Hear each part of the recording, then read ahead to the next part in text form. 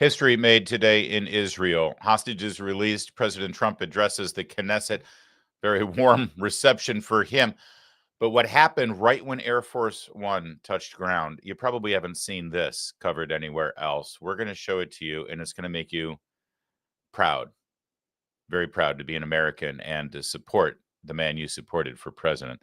That's coming up in a quick second. Plus, J.D. Vance did all the Sunday shows, but it was his showdown with George Stephanopoulos that everybody's talking about, and we're going to break it down in the way only we can. Plus, just now, Cory Booker, Spartacus versus your FBI director, Kash Patel, in the Senate. Fireworks, explosions. We're going to break down that testimony in this very program right now, right here. Happy Monday. My name is Larry O'Connor, and you can call me Larry.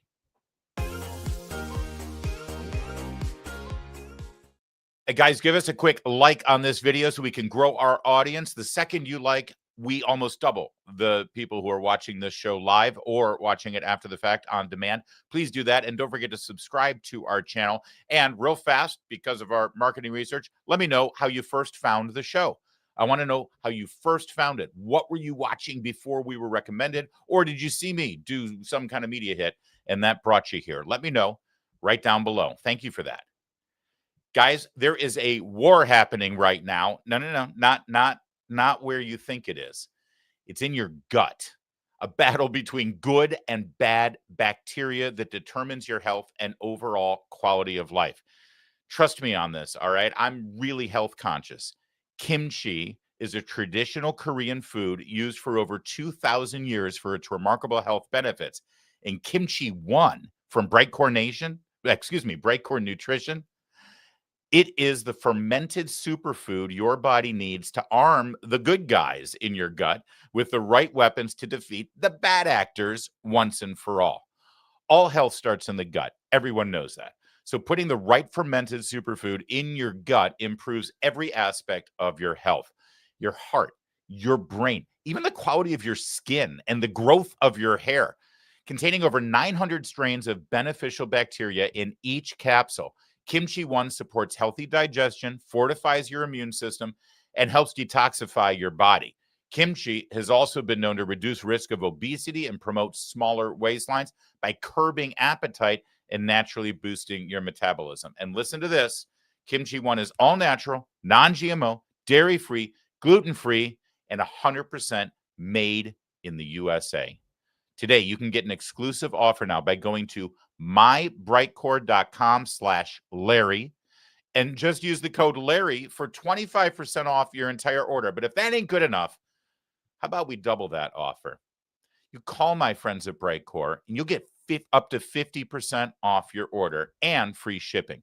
So give them a call now, 888-462-4779. That's 888-462-4779. Trust me on this. Give it a try. It was absolutely historic, tear-jerking, make the hair on your arm stand up with thrills. In the wee hours of the morning here in America, middle of the late morning in Israel, the hostages were released. We're going to show you some of the stunning images.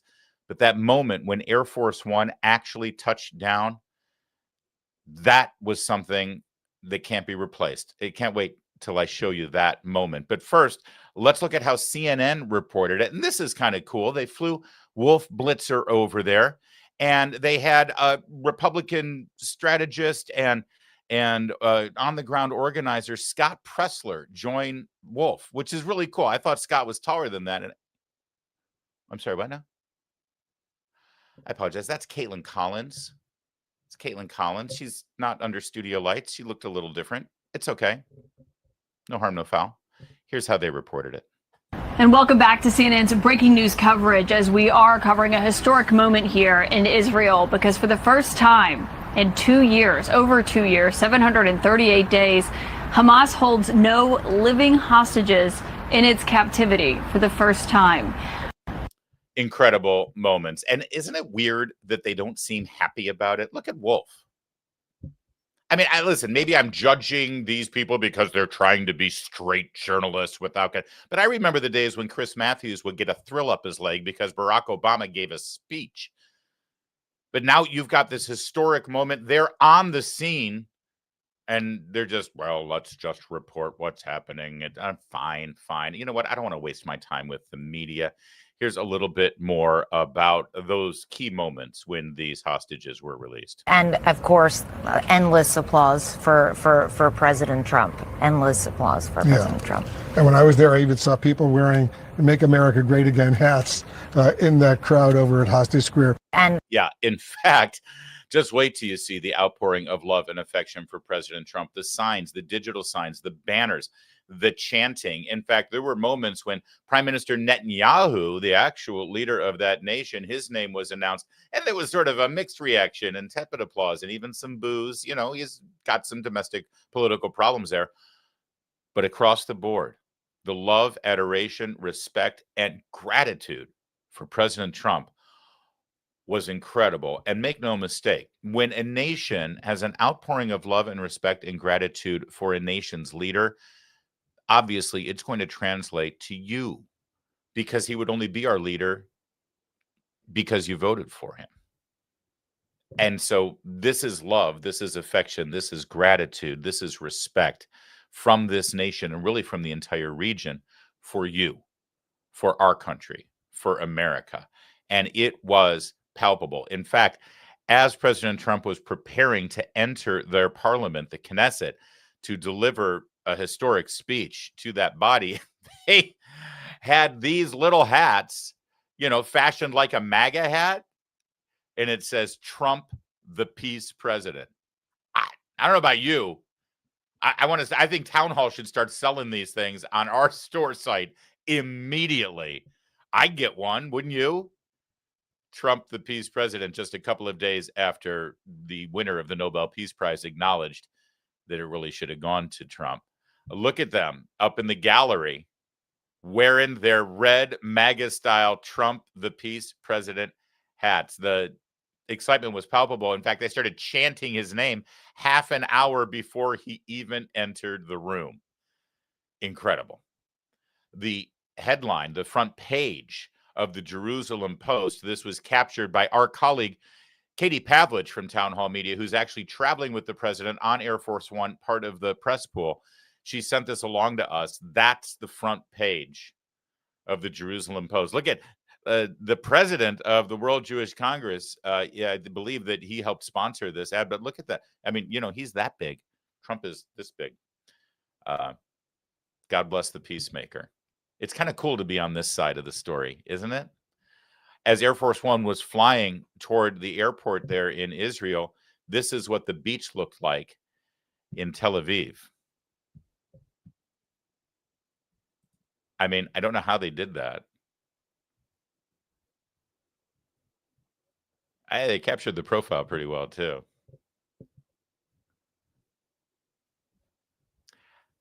There's no doubt in the country of Israel who's responsible for this and who deserves all of the credit.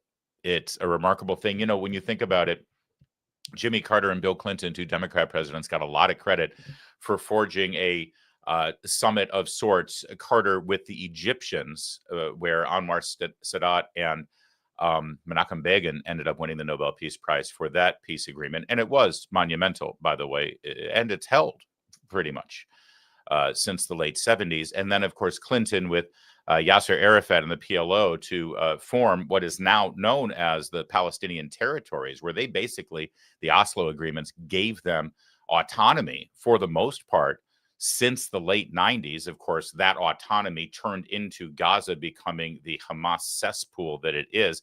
And it never was a lasting peace because it allowed terrorist organizations to fester in both the West Bank and notoriously now Gaza. But Clinton and Carter both received huge credit and accolades for forging those peace agreements. The Oslo Accords also led to a Yasser Arafat Peace Prize, and he's a terrorist. But here, there's no sharing of the credit. It's all falling squarely on the shoulders of one man and his administration.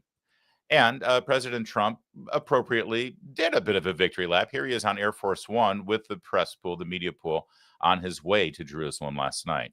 On China, are you considering walking that back? Who are you with?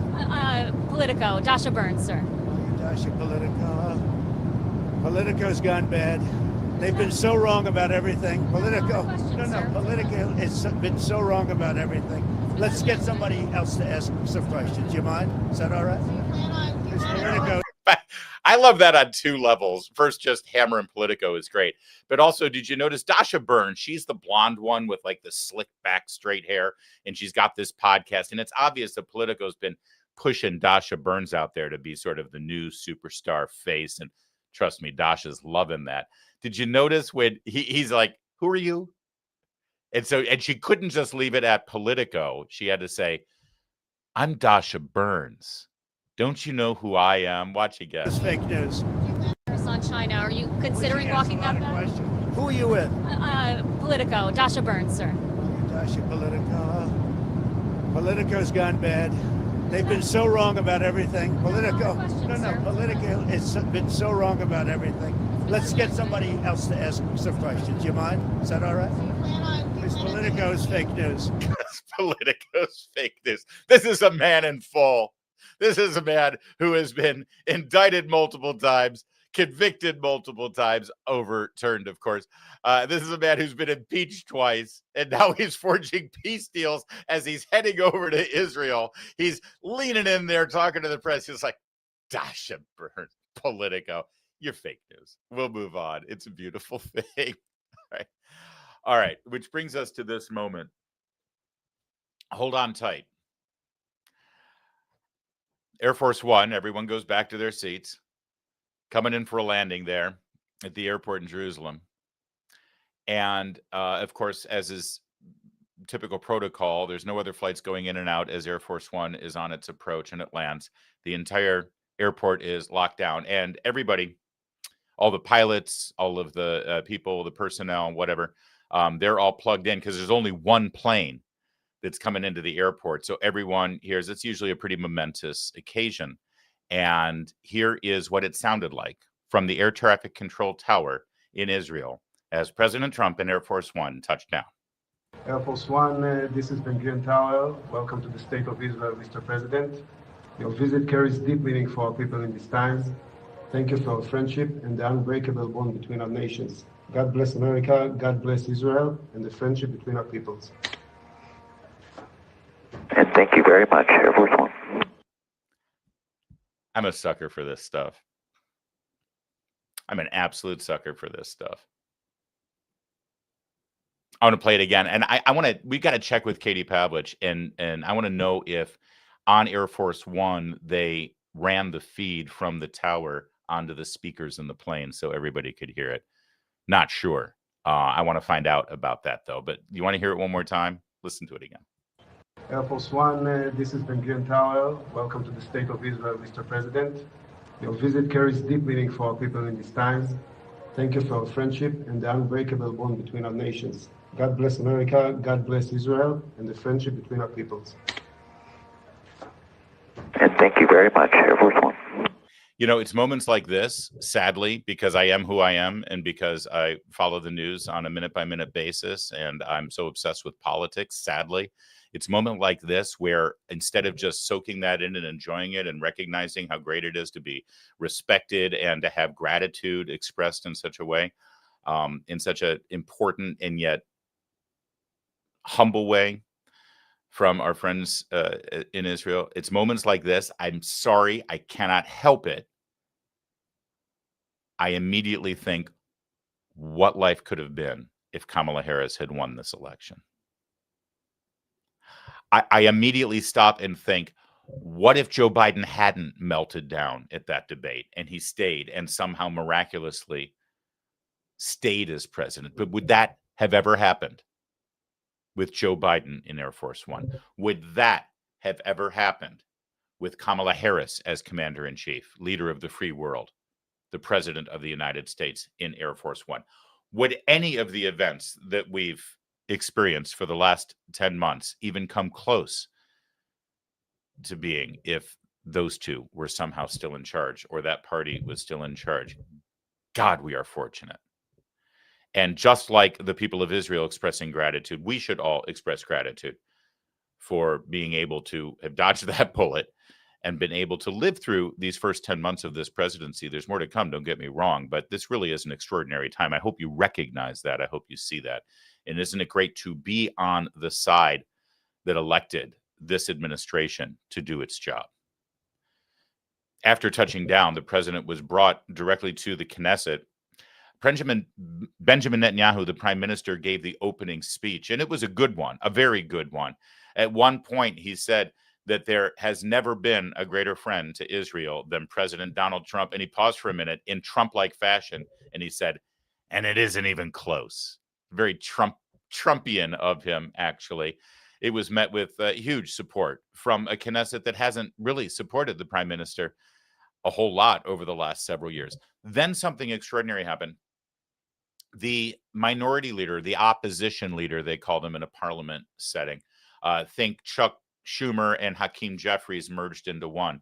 He delivered his remarks, and it was almost exactly the same as Prime Minister Netanyahu. I say that it's extraordinary because we Americans were able to witness a democratically elected body in a free society, one of the only ones over there in the Middle East. It's one of the reasons why we need to keep them as an ally.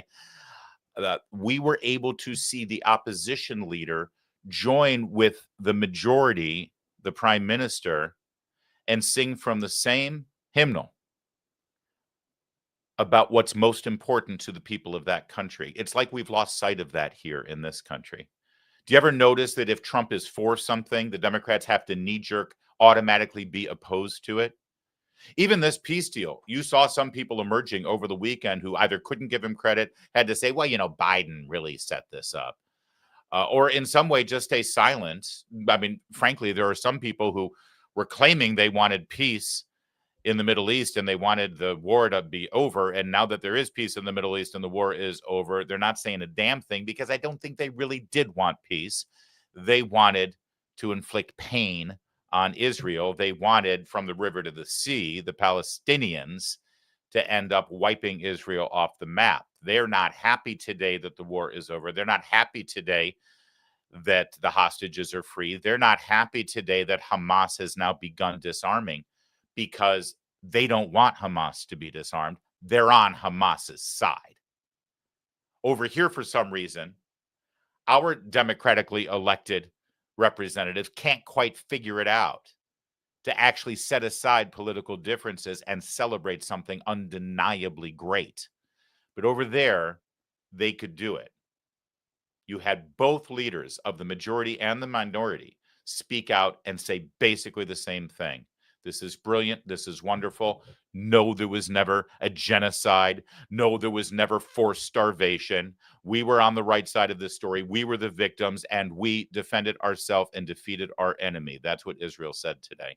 And they thank President Trump for finally working to get the allies and the Arab nations in that region to come together and forced Hamas to release the hostages. Incredible diplomacy.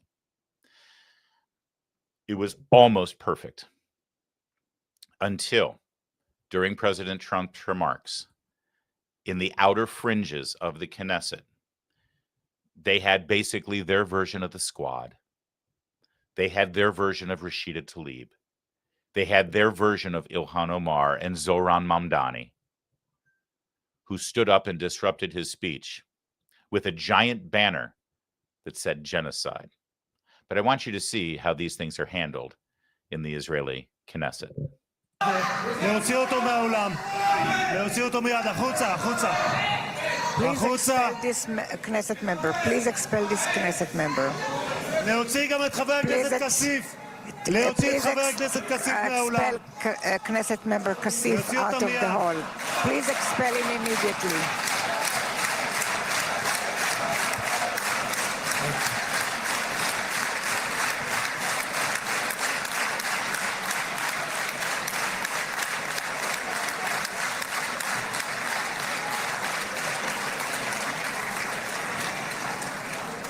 Sorry for that, Mr. President.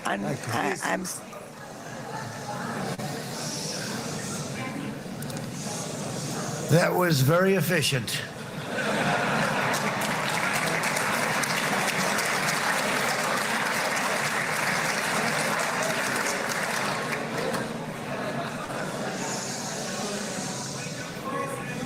So back to Steve. He had been talking about Steve Witkoff, who helped negotiate this deal. I felt like he was all right. I'm just gonna. I could be wrong. I have no way of knowing. But I've watched this man for over 10 years. You saw the look on his face after he said that was very efficient. Look at. You can tell his brain is working.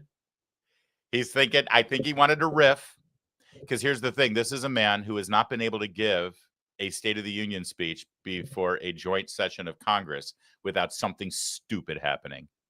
Without Nancy Pelosi ripping the speech or doing this thing to him, or with other people standing up. Remember earlier this year when Congressman Al Green stood up and started shaking his cane at him and started yelling impeachment, impeachment, right? There's always some demonstration in the middle of the House of Representatives when he's giving a speech to the joint session of Congress. Look at his face. Don't you think he was this close to saying, wish we were that efficient in Congress. I wish we could handle our members of the House of Representatives the way you guys are handling your Knesset. But I think he thought better of it. See, everybody who thinks that Trump is just, he has no filter. He said, no, what you're witnessing right there is Trump's filter at work. I'm telling you, I can't prove it. I will never know for sure, but just watch it again.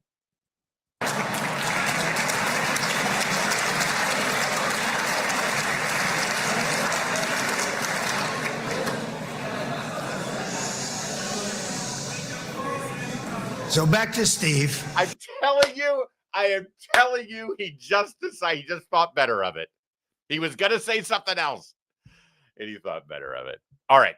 That was one of my favorite moments of the speech. The other favorite moment, as he was calling out the members of the American delegation. And by the way, for everybody else, everybody who tells me that Trump is a megalomaniac and an egotist and a narcissist, I mean, he is a New Yorker. And he did work in television. So, I mean, it's understandable if he's all of those things. But have you noticed this year that he has been incredibly magnanimous in sharing praise and in singling out and elevating other people in his cabinet and other people and the great work that they do? Have you noticed that? And by the way, the contrast from the first term may be because this is the first time he's got a cabinet who's actually doing great things, working with him and actually governing the way he is projecting his confidence and power in the executive branch. But he specifically called out Marco Rubio, the Secretary of State. And what he said about Marco Rubio, just watch. Oh, sorry. Hang on. It's this one right here. And then you're going to add a man named Marco Rubio, who is also here. That's right.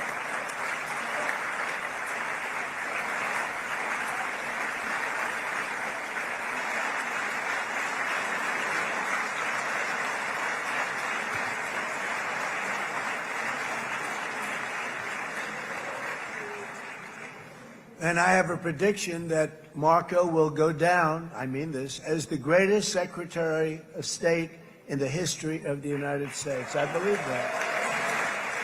I believe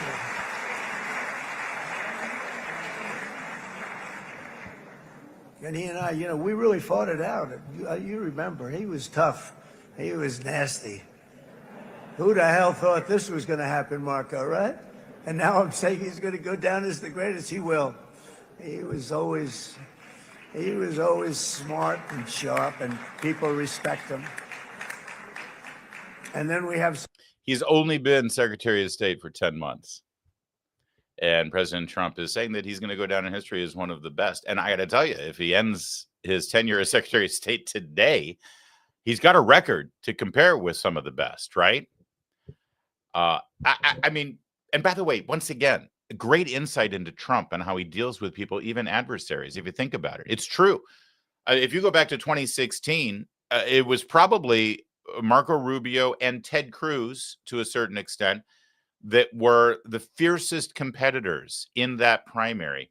Marco Rubio on the debate stage and in his stump speech probably was the harshest on Donald Trump through the New Hampshire primaries, and I think he survived through one or two more states.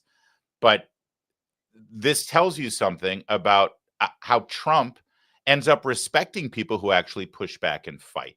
He respects people who actually go toe-to-toe with him and give him as good as he gives, but then ends up saying, okay, we had our fight, you won, let's figure out how we can work together. Ditto for Ted Cruz, who's probably been the most important voice in the United States Senate since 2017 when Trump was first sworn into office. So it really is insight into how Trump operates, how he, brings a machine gun to a knife fight and is willing to throw everything he can to win. But then once he's won, he's like, okay, now can we figure out how to work together? I know we're not used to that in American politics, but we should probably start getting used to it, shouldn't we? As far as Marco Rubio being the best Secretary of State, let's, listen, if you're comparing him to Jake Sullivan in the last administration, and, Antony Blinken, Jake Sullivan was National Security Advisor, but they were both disasters. I think that's a slam dunk, no-brainer, obviously. And then you go back to Trump's time as Secretary of State, and you had Rex Tillerson, remember him, for a few months, and then eventually Mike Pompeo. And Pompeo was able to work on the Abraham Accords, but really that seemed to be Jared Kushner doing most of the heavy lifting. And you got to give it to Marco there. And then in the Obama administration, you had, you had Hillary Clinton and you had John Kerry. And if you look at their accomplishments, they,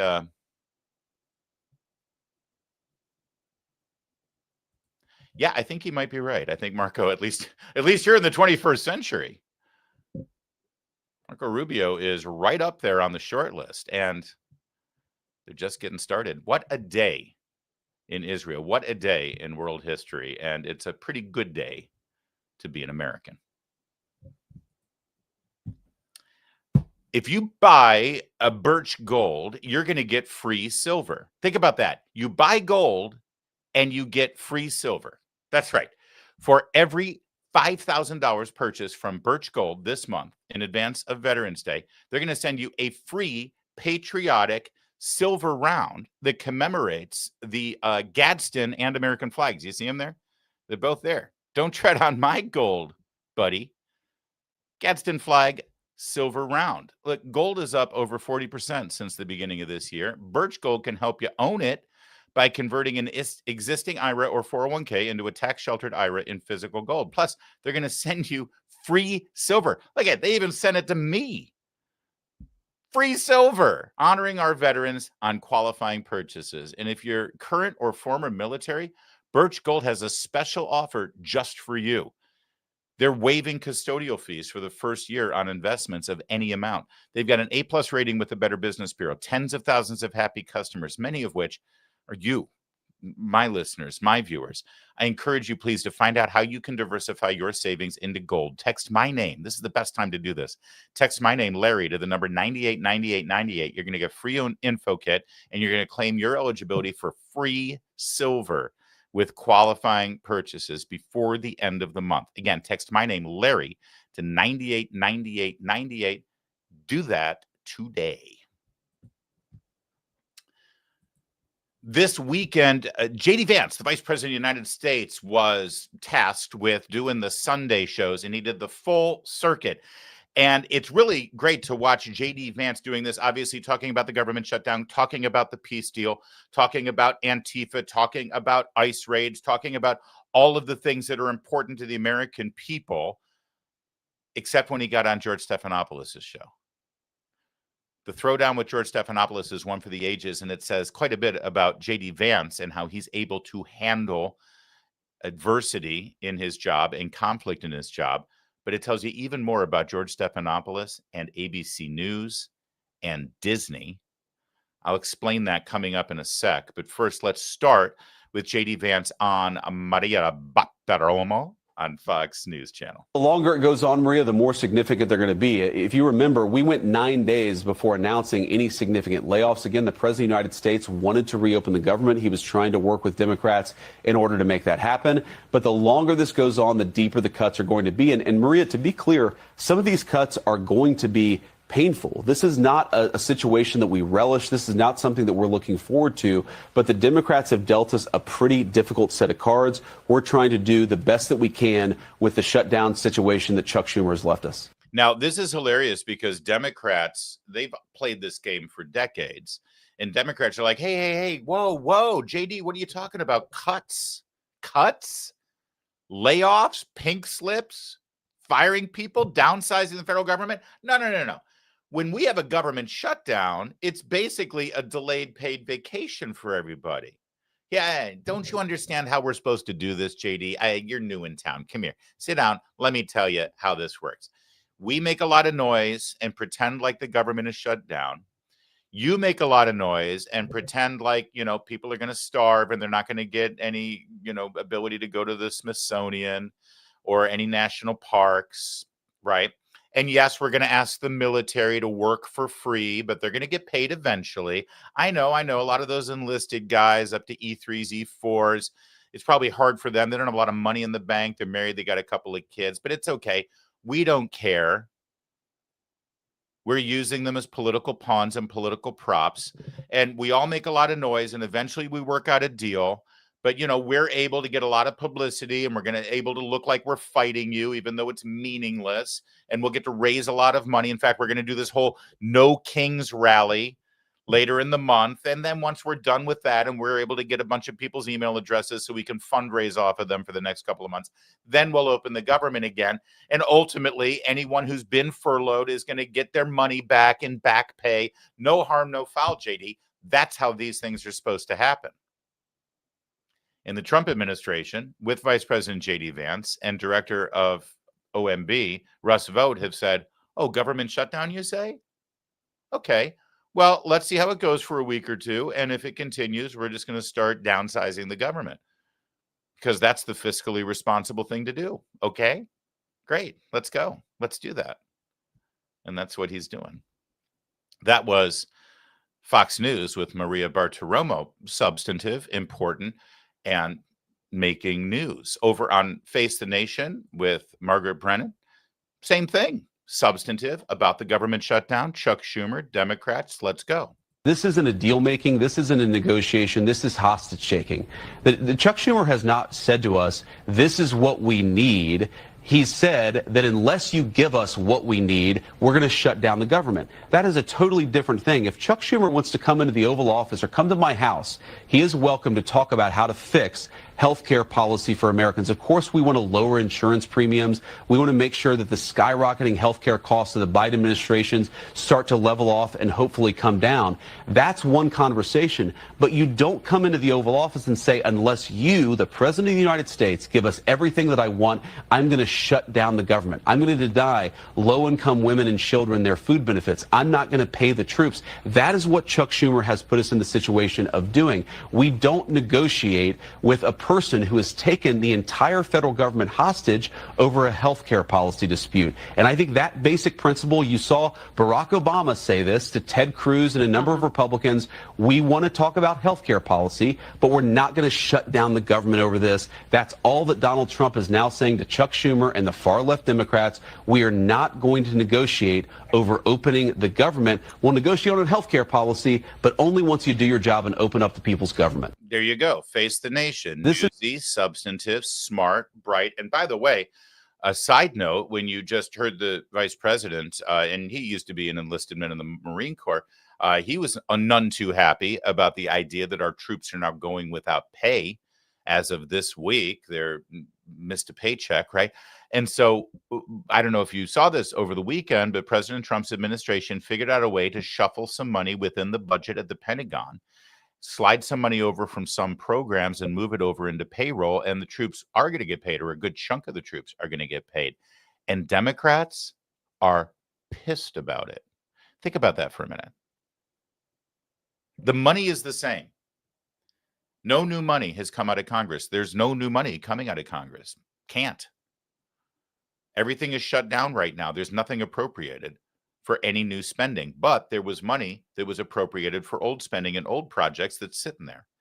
And so the Trump people said, well, I got an idea. How about we take that money and move it over here to payroll so we can pay people so they're not working for free because, they're the military. They're putting their lives at risk for us. The least we can do is pay them the paltry amount that they get. And then once the money opens up again, we'll refill it back into these programs, or maybe we won't, and we'll save some money. And Democrats, instead of saying, oh, okay, well, that's good. It doesn't really affect the budget. It doesn't affect the government shutdown. We're fine with all of that. And okay, in fact, we're happy because we don't want the troops to go without money and children to go, eating ramen and macaroni and cheese until mommy or daddy get their paycheck again from the Marines or from the Navy. Instead, Democrats were pissed. They're like, you can't do that. And of course, he can do that. The Democrats were angry that Trump was able to find a way to pay the troops. Why were they angry? Because the whole point is they want you to feel pain. They don't want some happy ending here. They want the pain. It's why they're doing this. All right. Meanwhile, over on Meet the Press, the conversation, again, newsy, substantive, headed toward the peace plan. Here's what J.D. Vance had to say about that. But I really do think that it shows what happens when you go outside the traditional failed diplomatic routes and actually try something new. It's kind of crazy to me, Kristen, that for our entire history, we've never had a president who's been willing to sit down both with the Gulf Arab states and the Israelis to try to tap some unconventional people to just get a deal done. And I think Americans should be proud of the entire administration. They should be proud of their country because we've worked so hard to make peace in the Middle East happen, and we are right on the cusp of bringing these hostages home. It'll be a great moment for our country, a great moment for the world, but I really do think the lesson here is that Donald Trump refused to go down the failed traditional diplomatic pathway. He cut his own Trump diplomatic pathway, and because of that, it was successful. Kristen Welker dying to get in there and interrupt, but still newsy, substantive, about the important issues of the day, stuff that matters to the American people, the people of the world. So you had Maria Bartiromo on Fox News Morning Future hitting the government shutdown. You had Margaret Brennan on Face the Nation, same thing. And then Kristen Welker talking about the peace deal, because you have the Vice President of the United States. You want to talk about important, weighty issues that matter to the American people. Yeah, so there you go. That's who am I missing? Oh, that's right. ABC News. George Stephanopoulos, former Clinton bagman, proud member of the Democrat Party and of Clinton world.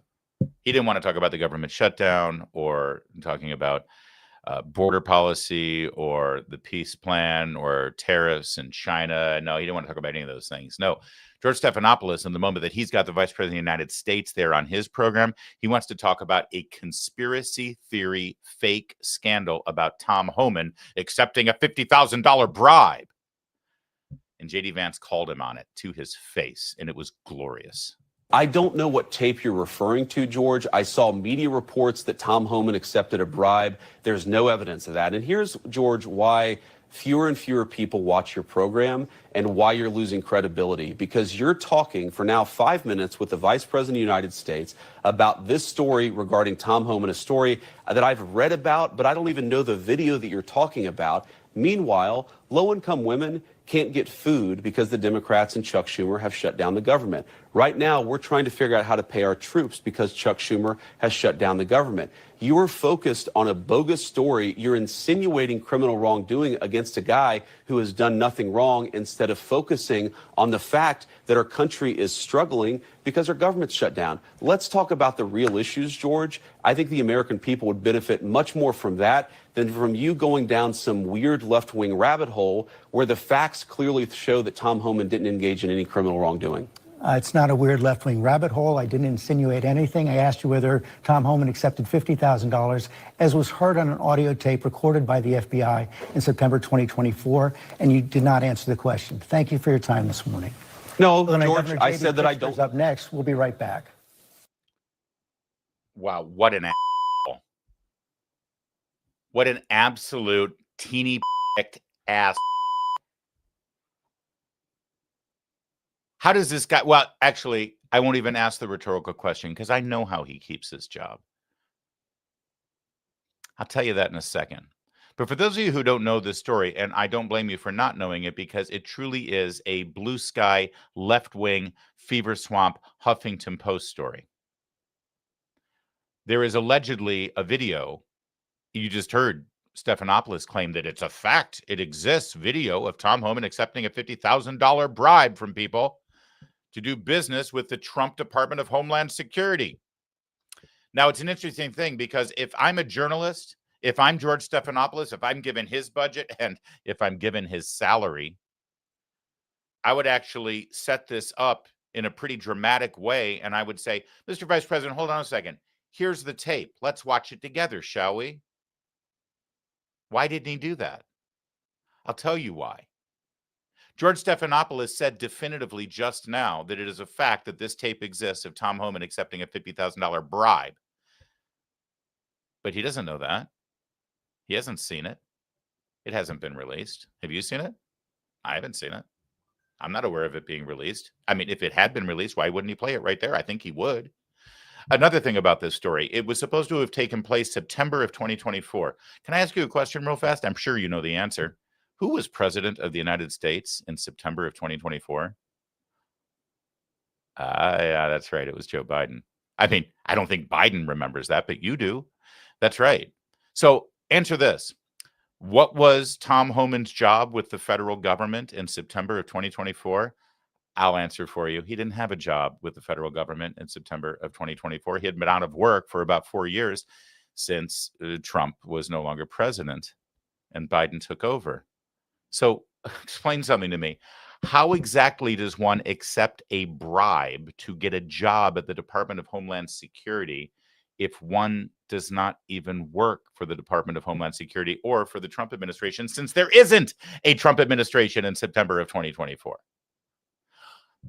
This story, by the way, is supposed to be about FBI agents who were working undercover and talking to Tom Homan about this scheme that was worked up, and then they offered him $50,000.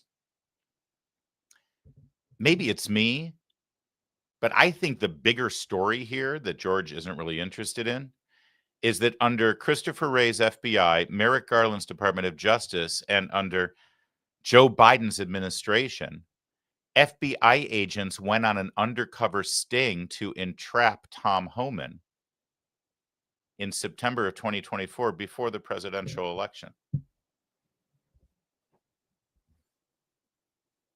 The bigger story actually is that this is what George Stephanopoulos cares about.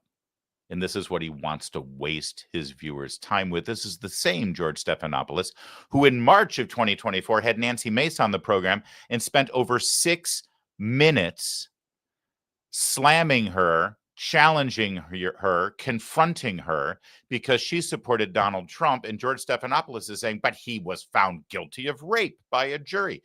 He was found guilty of rape. How can you support this man? Knowing that Nancy Mace was a victim of a sexual assault when she was young. And he kept laying into her and laying into her. And he said it over and over and over again that Donald Trump was convicted of rape. And how dare you? Because he wanted to make Nancy Mace squirm. He wanted Nancy Mace to look bad. He wanted to hurt Nancy Mace and he wanted to hurt Donald Trump because that's his job. He's not a journalist. He's not a broadcaster. He's a Democrat operative. Always has been. Always will be. The only difference is ABC News pays him to do it now. And that segment that I just described with Nancy Mace, when he over and over and over again said Donald Trump was guilty of rape, that ended up with a $16 million defamation settlement with ABC News and George himself paying Donald Trump money that will go to the presidential library to settle out of court because, well, it was defamatory, because it wasn't true. It was a lie, but George didn't care. It didn't matter to him. His job isn't to tell the truth. It also reminded me of this moment in George's illustrious past. By legitimate Supreme Court rulings, doesn't it? The Constitution says that the Supreme Court can make rulings, but if the Supreme Court, and look, I hope that they would not do this, but if the Supreme Court said the President of the United States can't fire a general, that would be an illegitimate ruling, and the president has to have Article 2 prerogative under the Constitution to actually run the military as he sees fit. This is just basic constitutional legitimacy. You're talking about a hypothetical where the Supreme Court tries to run the military. I don't think that's going to happen, George. But of course, if it did, the president would have to respond to it. There are multiple examples throughout American history of the president doing just that. You didn't say military in your answer, and you've made it very clear. You believe the president can defy the Supreme Court. Senator, thanks for your time this morning. No, George. Roundtable's up next. We'll be right back. Do you see a pattern of behavior here? I've pointed this out to you before when teleprompter readers do this, that they always try to have the last word, and then usually what they do weekly is try to, do a fact check, correct the record. Well, da-da-da-da-da-da-da. Now let's shift over to this topic. And good interviewees, good politicians will actually stop them and say, no, I'm not going to let you get away with that. Just last week, Speaker of the House, Mike Johnson, was in the same situation, and he pushed back forcefully. But see, George is smart. He's smart in his evil little conniving ways. He waits until the very end of the interview, cuts the mic, and goes to commercial because he's a teeny little of an asshole. Watch. I asked you whether Tom Homan accepted $50,000, as was heard on an audio tape recorded by the FBI in September 2024, and you did not answer the question. Thank you for your time this morning. No, Well, George, Governor I J.B. said that I Pritzker's don't. Up next. We'll be right back. That's right. That's what he does because he's a coward. That's what a coward does. That's what a coward with a teeny little Napoleon complex does. They stomp their feet. They throw a little tantrum. They force themselves to have the last word. And then they cut the person off and go right to commercial because they're megalomaniacal little power trip jackass. Very clear. You believe the president can defy the Supreme Court. Senator, thanks for your time this morning. No, George. Roundtable's up next. We'll be right back. My only complaint with J.D. Vance after this performance, to be honest with you, is why does he keep going on that show? I mean, fool me once, you know the thing. Fool me twice, you know the rest of it. Mr. Vice President, enough is enough. He doesn't deserve you. By the way, I mentioned, how does he keep his job? I'll tell you why he keeps his job. Every single liberal over at ABC, whether it's ABC News or ABC Entertainment, The View, this show this week with George Stephanopoulos, or Jimmy Kimmel, they've all learned a valuable lesson. When the left-wing liberal mob went into a hate fest fury over Jimmy Kimmel being removed from the air, the message was sent to all of them. Oh, we got a hall pass. We got to get out of jail free card. Are you kidding me? We can do anything we want. We can say anything we want. If ABC News or Disney fires us, are you kidding? All we got to do is drum up the hate mob out there, have them start boycotting Disney, have the actors all claim they're not going to do another Disney movie, and they'll be forced to kiss the ring, bend the knee, and bring me back with a brand new contract. George Stephanopoulos thinks, what are they going to do? They're fire me? If they don't fire Jimmy Kimmel, they're certainly not going to fire me. And he's probably right. They learned the lesson. I just wonder if Bob Iger and Disney learned the lesson. I wonder if you, audience member who patronizes the Disney parks and the Disney cartoons and the Disney movies and the Disney streaming channel and all the other things that Disney controls, I wonder if you've learned a lesson in all of this. I promise you, your lesson is much more important and will resonate and teach Bob Iger and Disney a valuable lesson too. I'm just saying.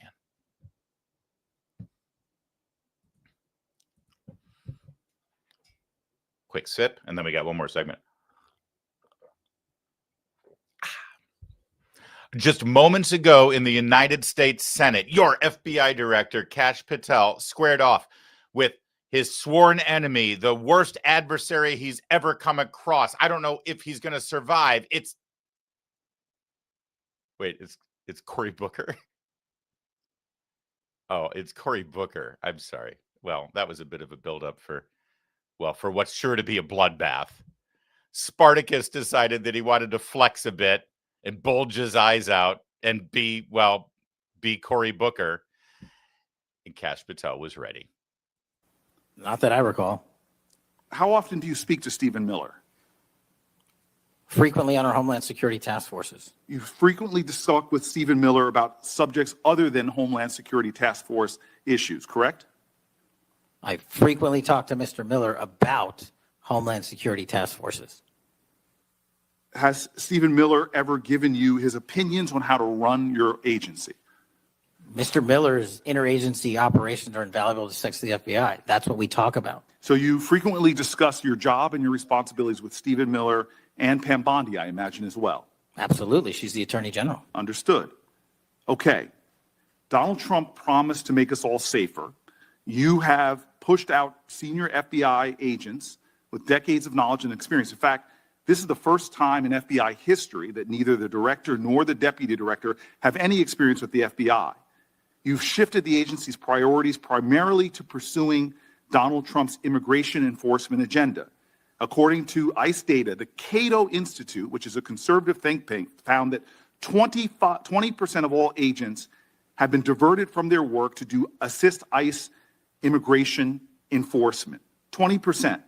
Part of this operation is the work of mass law enforcement who jump out of cars, snatch people off streets at churches, schools, and their jobs and hospitals.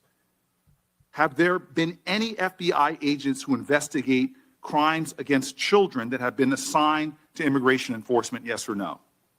All right, couple of things you need to know about this before I continue. He's such a joke. He's such a buffoon. Know that these senators, for the most part, have these things written for them by their staff. And if they're good, they do their homework and they read their binders before the hearings. They have a briefing and a back and forth with their staff members so that they're prepared. Or if you're like Ted Cruz or Josh Hawley or John Kennedy of Louisiana, you're just really smart and you know these issues and you know what's at hand. And it means you can go up there and conduct your questioning without literally reading from a script that was written for you by a 24-year-old staffer using ChatGPT, like we just saw. So that the fact that you're barely literate and even able to read that script is, hidden from the public's view, which is not what we saw just now because he had trouble struggling with some of those 3-syllable words. And finally, did you catch the beginning with Stephen Miller? Do you talk to Stephen Miller? Well, yes, on the Homeland Security Task Force. Do you talk with him about things other than the Homeland Security Task Force? Well, no, I just said that I talked to him about the Homeland Security Task Force. Well, do you talk to him ever about anything about the operations? Well, I mean, he's part of he spent 30 seconds to confirm that Kash Patel has conversations with Stephen Miller, which, by the way, is the indication of a senator who wants to use all of his time, but really doesn't have a whole lot to say. So we got to stretch and fill it up as much as possible, but we're just getting started. Here comes Kash's answer.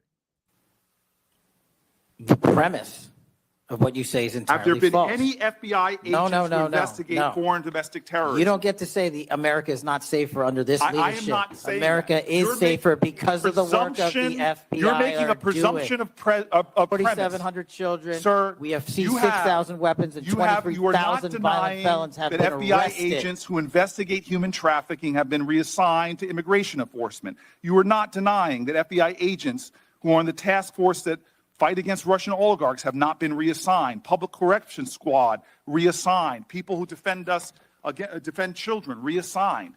You're not denying that. I've seen you time and time again attack my colleagues' premises of questions as a way to not answer the question. So let me end with this.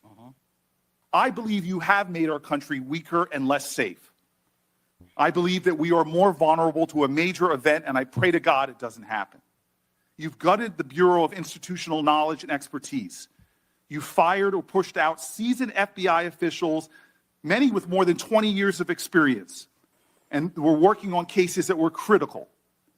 You've been purging thousands of serious law enforcement officials who spent their careers keeping us safe, only to lower hiring standards in order to find anyone to replace them. And shockingly, you admitted in this hearing to Senator Coons that it would take 14 years to fill the vacancies at your agency. Many are the result of your purge. 20% of FBI agents are doing low-level immigration enforcement instead of their mission-critical work. You've disbanded entire task forces that stop election interference, foreign influence, public corruption. And who benefits from this? Well, corrupt people benefit from it. Criminals benefit from it. Vladimir Putin benefits from it. And it really makes me wonder who you're looking out for. It makes me think we can't trust you as a nation. You swear to release the Epstein files, but now you're withholding the Epstein files. You claim that you have a suspect in a serious assassination. Whoops, then you don't have a suspect. You know nothing about plans to remove FBI agents, yet you're directly involved in those plans. In the words of an ex-FBI official, you are overseeing, and I quote, generational destruction of the nation's premier law enforcement agency. Mr. Patel, in just 8 months, you have assaulted the institutional integrity of the FBI. But I know FBI field agents. I've worked with them in Newark. No matter how truly bad you are, you can't undermine the legacy of agents who fight every day to keep us safe, but you can tarnish the integrity of the agency and undermine the agency's capacity. I believe you're failing as a leader, and that your failure does have serious implications for the safety and security of Americans and our families.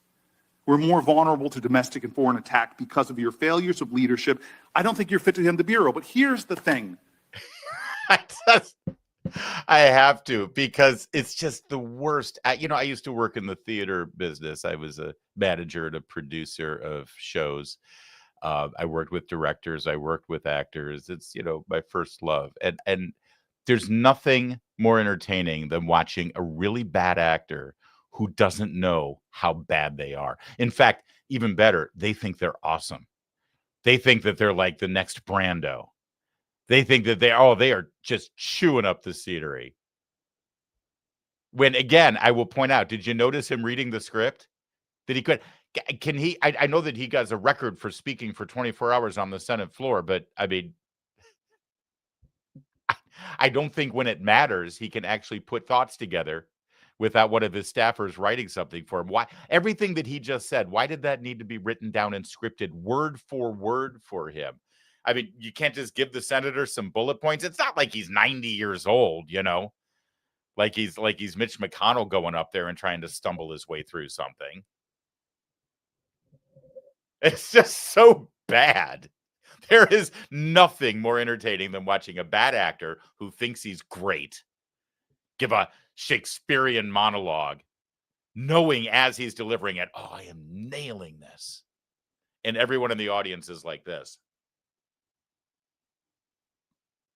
And that's what this is. And I don't know if you've watched on the split screen here, but if you've watched Kash Patel sort of calculating and just sort of building up his reservoir and reacting a little bit with some raised eyebrows, but just noting all of the little lies that Cory Booker throws out there. My favorite is that he knows FBI field agents because he worked with them in Newark. He was the mayor of Newark like 15 years ago. By the way, have you been to Newark? Newark is the butthole of New Jersey, and that's saying something. No offense to my friends in the Garden State, but you know it's true. So Cory Booker's like, I know FBI field agents because he was mayor of Newark. What did you work with FBI agents about the Amtrak not coming in on time as it stops before it goes to Manhattan, Cory? Newark. All right. Let's let Cory finish up his soliloquy. Oh, when will I ever have the chance to soliloquize? He's going to finish his big speech, and then it's cash time. Mr. Patel, I think you're not going to be around long. I think this might be your last oversight hearing. Because as much as you supplicate yourself to the will of Donald Trump and not the Constitution of the United States of America, Donald Trump has shown us in his first term and in this term, he is not loyal to people like you. He will cut you loose. This may be the last time I have a hearing with you because I don't think you're long for your job. But I'm going to tell you this. I pray for you. I pray for you that you can step up and defend your oath defend the Constitution, and do a much better job of defending this country. Thank you, Mr. Chairman. Do you want to say anything? Yes, at sir. this point? That rant of false information does not bring this country together.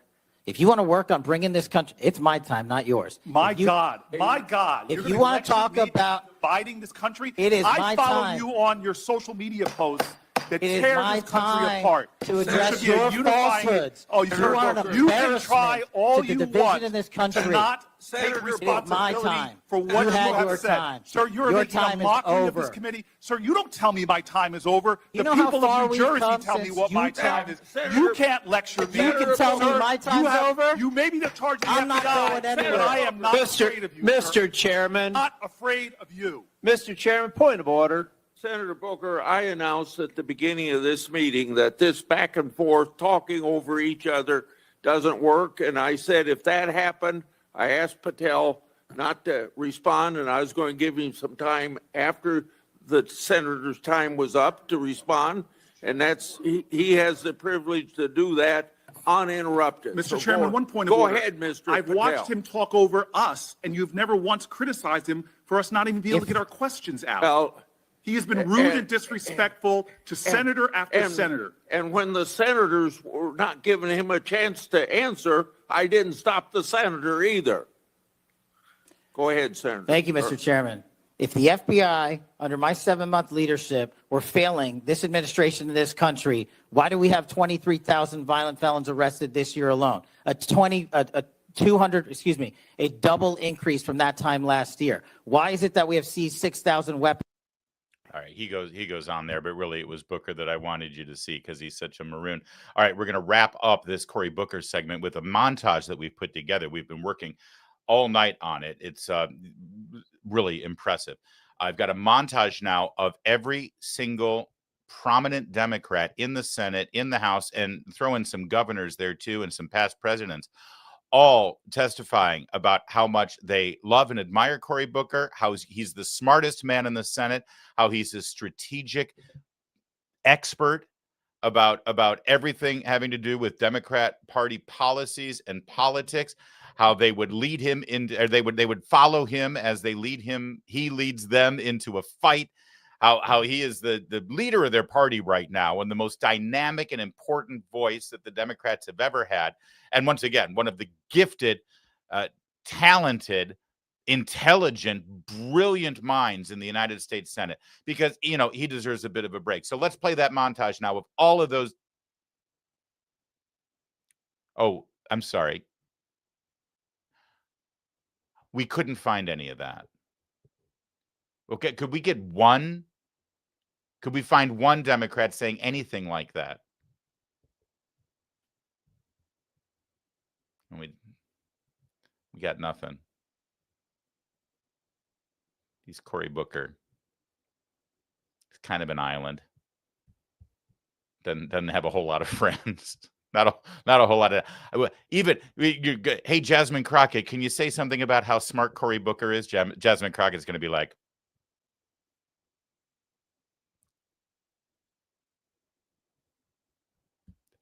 something tells me that Kash Patel will be back for another hearing with Cory Booker, that his prediction that his career is over and he's not going to make it is a little premature. I could be wrong, but I don't think I am. All right, that's it for today's extravaganza this Monday. Don't forget to like our video and subscribe to our account no matter what platform you're watching on. God, I'm scruffy today. Gotta shave. I'll shave. I'll be clean shaven tomorrow. I promise. Let's go to our super chats. We'll start with Rumble.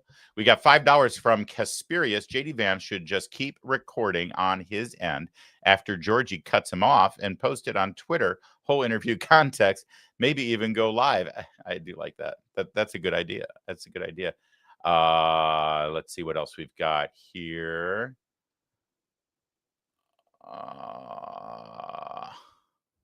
Hold on. Is that it from Rumble? I thought we had another one. Nope, that's it. All right. Stumble Boots, $2 super chat. Thank you, Clippy. It's good to see you. Happy Monday. I hope you had a good weekend. What else we got for super chats? Jeff Depew Sr., like Pepe Le Pew. Yeah, we read them, Jeff. $2 super chat. Anybody in America that is tired of winning yet? Nope, I don't think so. Well, I think there are a few people who are tired of winning because they actually root against us. They're not on our side. I've been told that Jeff Depew, by the way, those of you who love his epic beard as much as I do, my understanding is his goal is to grow it out and make it even more epic. So, go Navy, beat Army. Thank you, Jeff. Appreciate the support. So true. Spandau Ballet cover band out of the UK, and I watched a couple of the videos. You guys got pipes. You guys got serious pipes with a 10-pound super chat. To cut a long story short, he's the most consequential leader ever. Trump's strength breaks through the barricades. American flag, peace through strength. British flag, blessings from the UK, all gold. So true. Thank you, guys. And God bless you guys. You put your heart and soul into your performances. Go check out So True, the Spandau Ballet cover band on YouTube, because this is my era. The 80s, honestly, the best decade of music ever. Kevin McMahon, would you not agree that the 80s was the best decade of music ever? Hands down, without a doubt, no question. Thank you very much. All right, moving on. God's best friend, also in the UK with £2. How can a loser shut a government down? Seriously.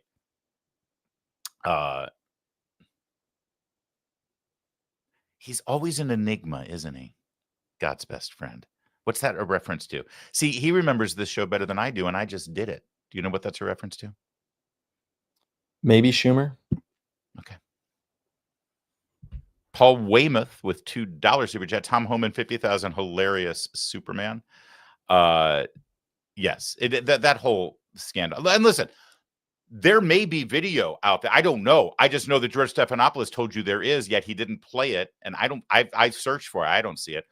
But supposedly he was contracting to do work with some entity that ended up being FBI undercover agents that he was giving security consultation to, which is the thing that happens in DC, and policy consultation.